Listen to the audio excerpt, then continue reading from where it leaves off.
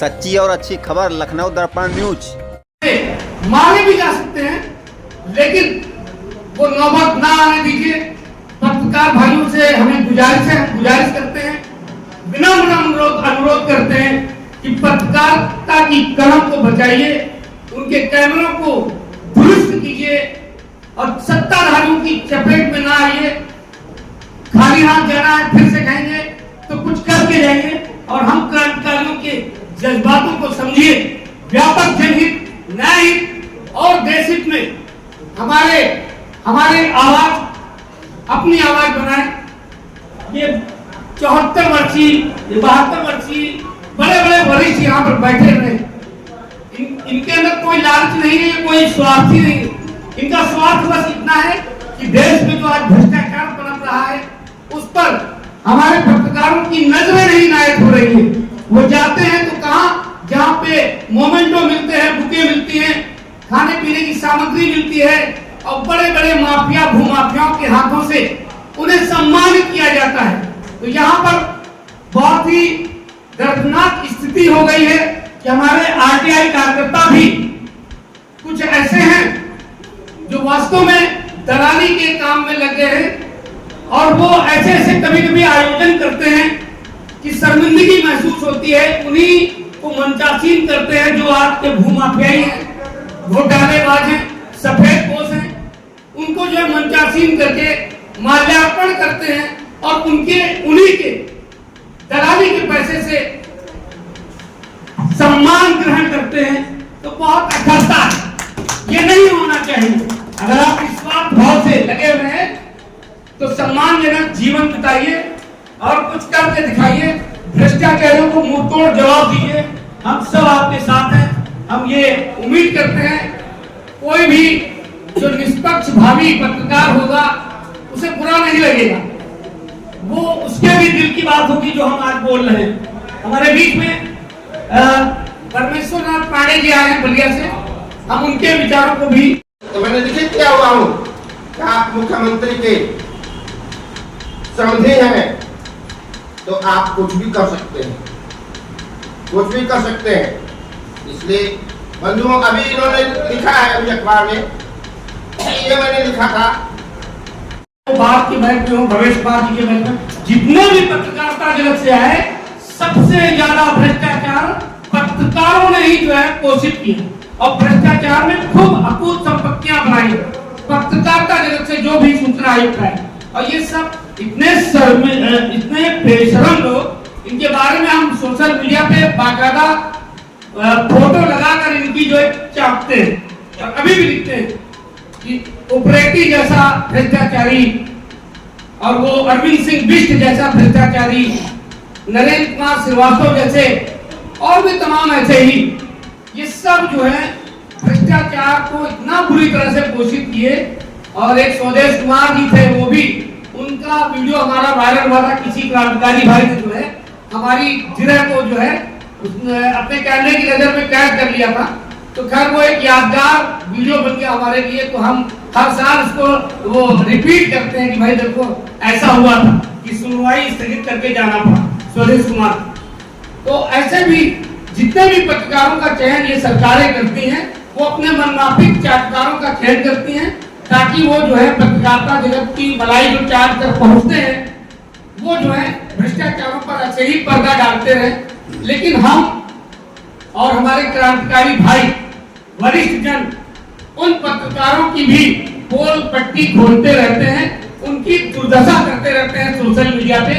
तुम अखबारों में नहीं छापोगे, हम सोशल मीडिया पे छाप देंगे। तो बहुत अच्छा माध्यम है सोशल मीडिया का और लाइव होकर जो है उनको नंगा कीजिए पत्रकारों को। जब पत्रकार नंगे होकर दुरुस्त नंगे हो जाएंगे तो एक समय आएगा कि पत्रकार जो है खुद ब खुद लाइन पे आ जाएंगे और भ्रष्टाचारियों की पोल ये खुद खोलेंगे। तो मीडिया का बहुत बड़ा अहम रोल होता है भ्रष्टाचारियों के लिए, भ्रष्टाचार को समाप्त करने के लिए। तो हम इस मंच के माध्यम से, क्योंकि प्रेस क्लब है तो यहाँ पर बोलना वाजिब भी है, पत्रकार सोए हुए पत्रकारों को जगाना भी वाजिब है और हमारी आवाज पत्रकार बंधुओं के कानों में अगर जा रही हो तो वो सुने कि भाई जो हम लोग लगे हुए हैं, ये आरटीआई एक्ट बहुत शक्तिशाली एक्ट है। अगर इस एक्ट का क्रियान्वयन वास्तव में अगर सही ढंग पर करना शुरू हो जाए तो भ्रष्टाचार काफी हद तक समाप्त किया जा सकता है और सरकारें भी दुरुस्त हो सकती है। सरकार चाहे जिसकी हो, मतभेद हो सकते हैं लेकिन मनभेद नहीं। सरकारों की अगर नीतियां गलत हैं तो उनका हम लोग विरोध करते हैं और सरकारों को आईना दिखाने का काम करते हैं हम लोग। ऐसा नहीं कि हम सरकारों के दुश्मन हैं, हम लोग आईना दिखाते हैं कि भाई आपके यहाँ इस विभाग में ये भ्रष्टाचार फैला हुआ है, इस पर रोक लगाइए।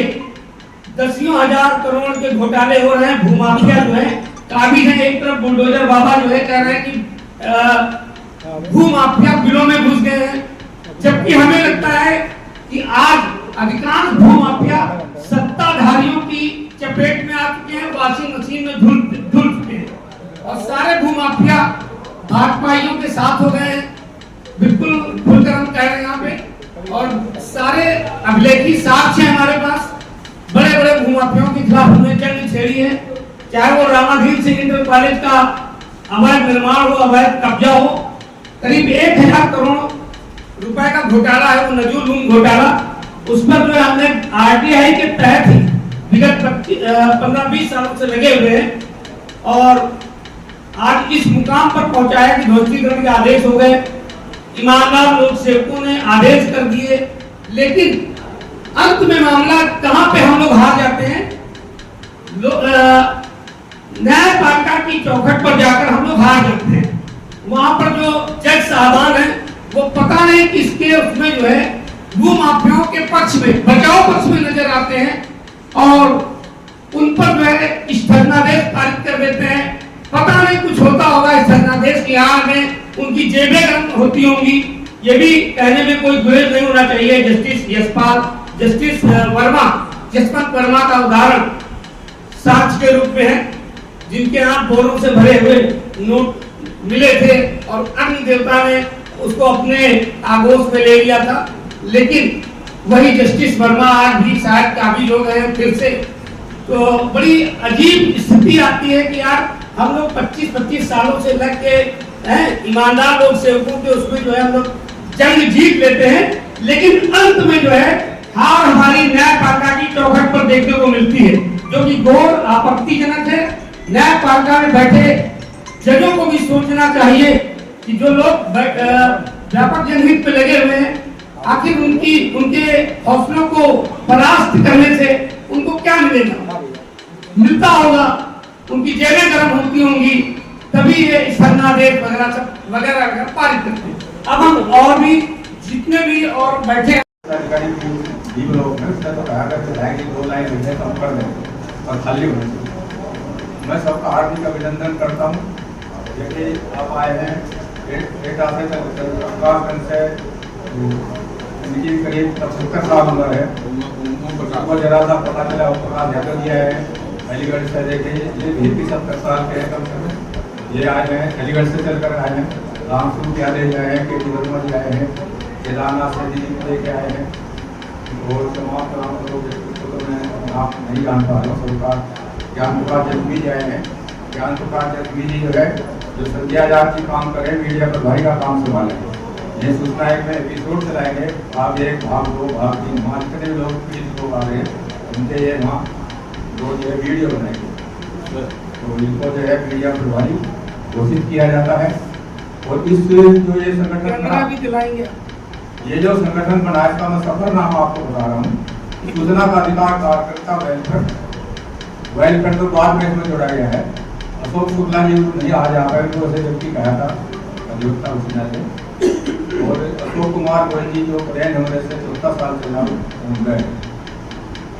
जब इंदिरा भवन में ये आयोग था तो दोनों लोग ये कहा करते थे, हम लोग चाय पीते थे वहाँ कैंटीन में, बेसमेंट में कैंटीन थी। शुक्ला जी धीरे धीरे बोलते हैं, संघ बना लेते, एसोसिएशन बना लेते आगे। मैंने कहा भाई एक दिन में बन जा। मैंने एक उदाहरण दिया, हम सिंचाई विभाग में बैठे थे, चाय पी रहे थे। एक गोपाल बिहारी नाथ थे, मैं था। वो कह रहे कि भाई मैं पर्सनल एस्टेट था, इसके मतलब होता है ये गठन कर लेते हैं DSO और एक दिन बैठक बुला लेते हैं। मैंने कहा भाई बैठक हो तो रही है, आप अध्यक्ष हो गए, महामंत्री हो। हमने चाय पीते पीते ही मैं जितनी चाय पी और आदेश जारी करके आज बैठक हुई। गोपाल बिहारी नाथ जी को अध्यक्ष चुना गया और 5 मिनट बाद महामंत्री सैकड़ों लोग मेंबर बने, एडवाइस कर रहा। इसी तरह से मैंने इनकी लाया रजिस्टर रीड कर के सामने कैंटीन में बैठ कर नहीं आरकारी रजिस्टर। गोयल जी कहा करते अच्छे लोग तो कहीं दिखाई नहीं पड़ रहे।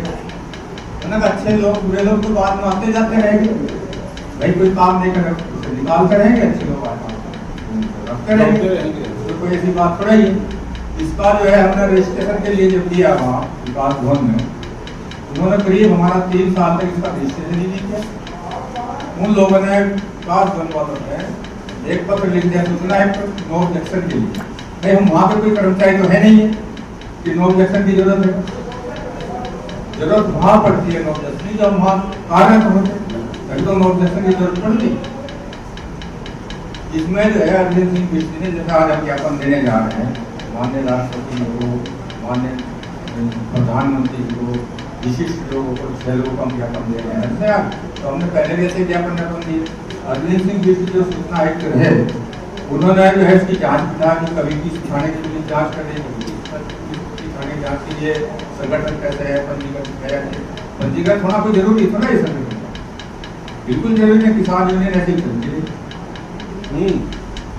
रेल तक लोग देते थे, बैठ जाते थे,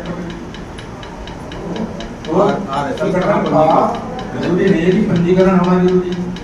फिर हम वहाँ गए कि वहाँ हमने जो यूनियन बनाई, ये 2013 की बात है, यूनियन बनाई हमने 8 सूचना जब खल्ली कर रहे थे, 9 दिन तो धरना दिया लगातार जिसमें आपने आए तो लोगों को पता है जनरल की नियुक्ति के लिए धरना किया गया।